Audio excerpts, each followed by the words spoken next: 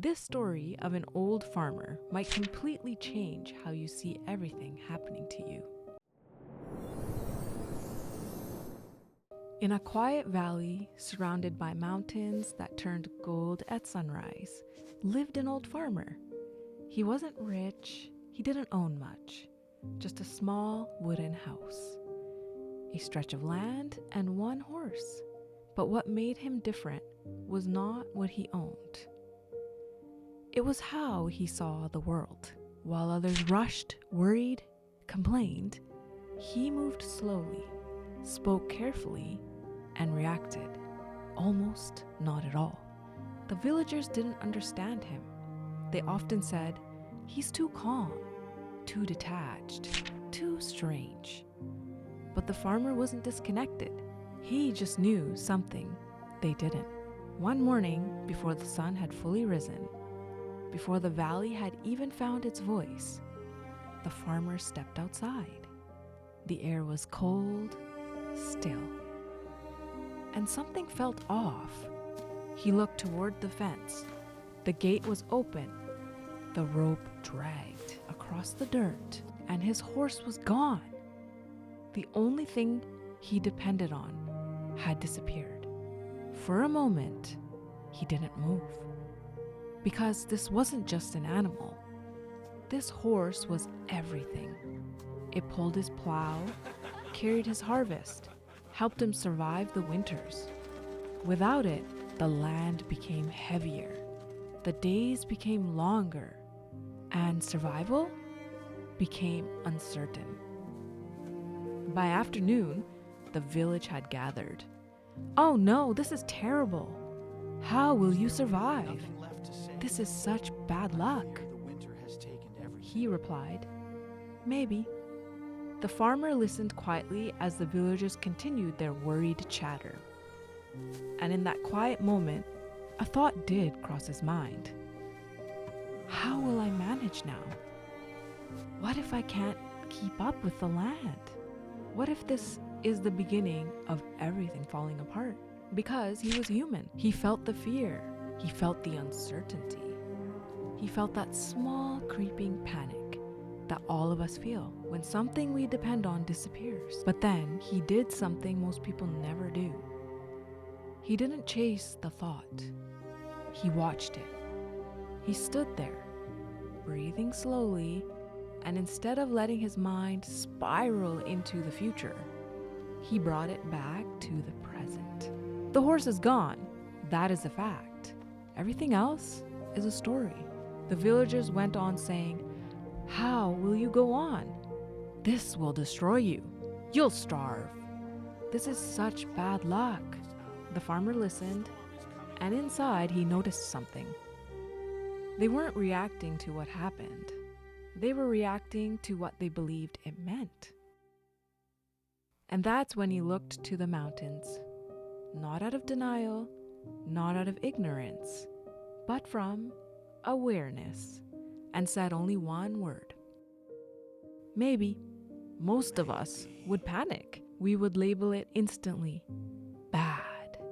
But the farmer didn't, because he understood something most people never learn. Events don't come with meaning. We assign it, because the farmer had learned something over the years of living. Life doesn't reveal its meaning immediately. And the moment you label something as bad, you close yourself off from what it could become. He knew that reacting too quickly was a kind of blindness, because every event is incomplete. The next day, the horse came back, but it didn't come alone. 3 wild horses followed behind it. Stronger, faster, more valuable. The villagers returned excited. "This is incredible! You're so lucky!" they exclaimed. The farmer smiled slightly and said, "Maybe." The villagers were dumbfounded. They saw a miracle, and to them it seemed the farmer didn't seem to care. But the farmer saw something else. He saw unpredictability. He saw how quickly life can reverse. He saw how dangerous it is to celebrate too early. Because inside he thought, if I call this good, what happens when it changes again? So when they said, "You're so lucky," he didn't deny it, but he didn't accept it either. He just thought, maybe. Yesterday it was bad. Today it's good, but nothing actually changed except the story people told themselves about it. And that's where most people lose control of their lives. They react so quickly to incomplete information. The farmer had a son, young, driven. He saw opportunity in the wild horses. "I'll train them," he said. Day after day, he tried. Until one moment, everything went wrong. The horse threw him. He hit the ground hard. A sharp crack. His leg broken. The villagers came back. "This is terrible. What bad luck," they said. For a moment, the farmer didn't move, then replied, "Maybe." The villagers were stunned. "He has surely lost his mind," they said. In that moment, most people would break, but he didn't. When his son fell and the sound of the bone breaking echoed, the farmer felt something deeper. Not fear for himself, but for his son. His mind whispered, why did this have to happen? Why now, when things were finally improving? Because even wisdom doesn't remove emotion. But again, he didn't attach meaning to the moment. He stayed with what was real. My son is hurt, he thought. That is real. This is terrible, he thought. That is interpretation. So when the villagers spoke, "You're so unfortunate. You don't care?" they asked. He didn't resist their words. He simply refused to turn them into truth. Maybe, he replied, because he understood something deeper. You cannot judge a moment while you're still inside it. Days later, soldiers arrived. A war had begun. Every young man was taken. Families cried. Sons were pulled away. Except one, the farmer's son. Because of his broken leg, he stayed.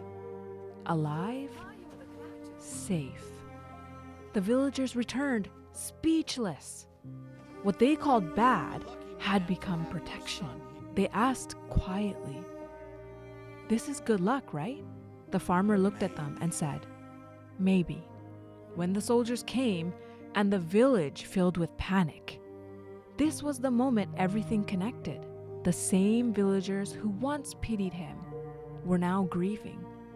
And the farmer stood in silence, not in pride, not in relief, but in understanding, because he had never called anything good or bad.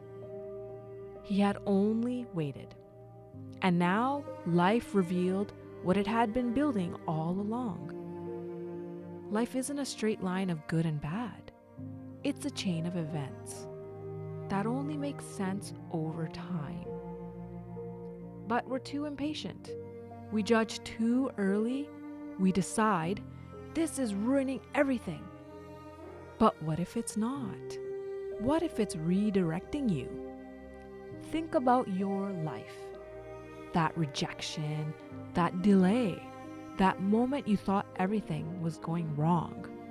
At that time, it felt like failure. But later, it became direction. Because sometimes what feels like loss is actually protection.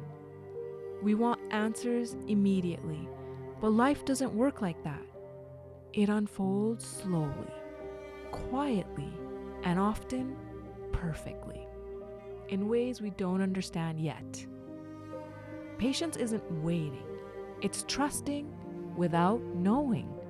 So next time life doesn't go your way, pause, breathe. Next time life feels like it's falling apart and you catch yourself thinking, this can't be how it's supposed to go, pause. And remember, you're not seeing the full story yet. So don't call it good, don't call it bad. Just say, maybe. Because everything happens for a reason, not because life is easy, but because meaning takes time. And only those who wait long enough ever truly understand it. The farmer wasn't lucky. He wasn't detached. He wasn't special. He was patient. He allowed life to unfold without forcing meaning onto it too soon. Because the moment you decide, this is a disaster, you stop seeing possibility. And the moment you decide, this is perfect, you stop preparing for change. When you say maybe, you stay open. And this is a part most people miss. Hit the subscribe button for more stories that change how you see your life. I'm Rima. See you on the next one.